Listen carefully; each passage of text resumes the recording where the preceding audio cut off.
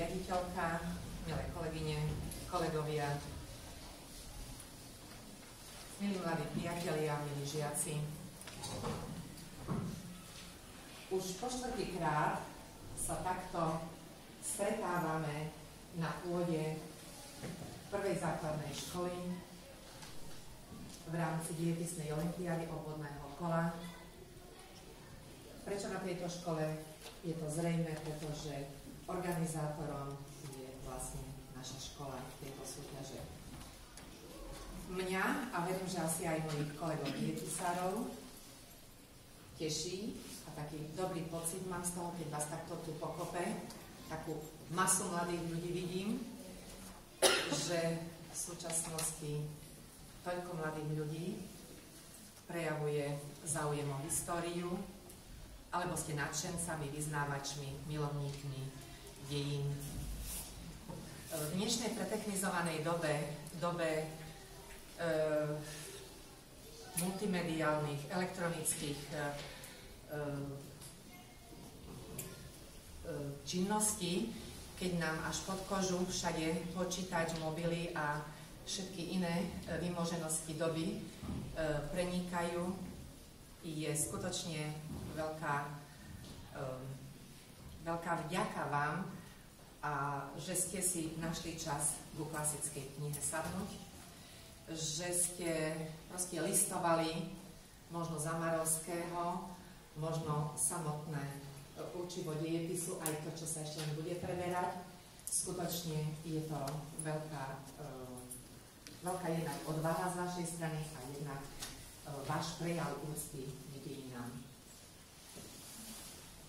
Dovoľte mi, aby som vás teda všetkých srdečne privítala a medzi nami privítala pani riaditeľku našej školy, pani Kocurovú, nášho milého hostia, pracovníka Mestského úradu odboru školstva, referenta pre všetky školské súťaže, školské, športové aj vedomostné, pána Všenka. No a moje kolegyne plus jeden kolega, ktorí budú sedieť v hodnotiacej komisii a budú vaše testy, vaše výsledky práce hodnotiť na poludní, popoludní, ako náhle dopíšete testy. Takže k úvodnej časti snáď toľko, možno budete chcieť niečo vedieť aj k technickým záležitostiam.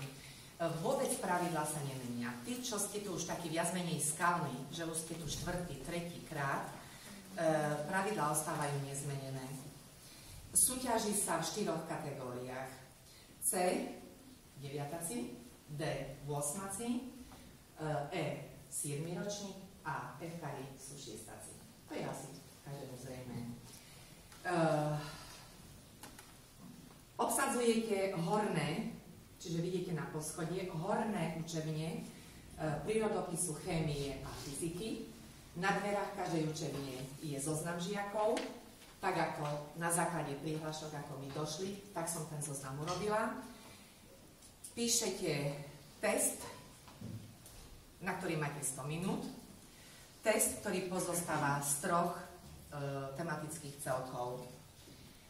Určite každému je už jasné, že tento test každý rok má svoj monotematický blok, ktorým je každý rok iná téma. Tento rok, ako ste sa dozvedeli, je staroveký Rím. Ten je za najviac bodov.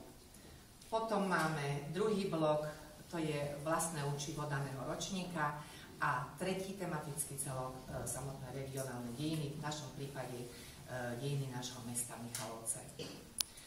100 minút máte na to, už po dohovore so svojím pedagógom, ktorý bude u vás ako dozor konajúci. Ak budete potrebovať skôr, alebo urobíte skôr, samozrejme, že tam 100 minút sedieť nemusíte. Potom vás poprosím, ktorí dopíšu, že už budú spokojní s tým, čo zanechali, alebo čo vytvorili v tom teste, presunúť sa sem do spoločenskej miestnosti a tu dievčence naše vám každému súťažiacemu dajú balíček, 10-tový balíček.